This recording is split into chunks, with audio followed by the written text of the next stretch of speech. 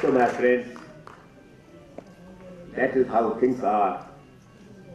And please keep this culture, keep this civilization intact.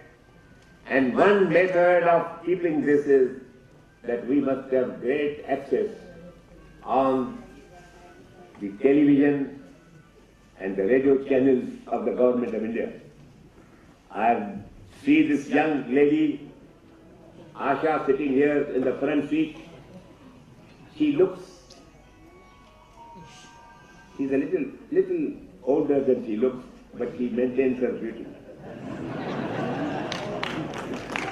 And she is fighting day and night to secure a 24-hour channel for the propagation of Sindhi art and literature. I hope the whole community will stand behind her.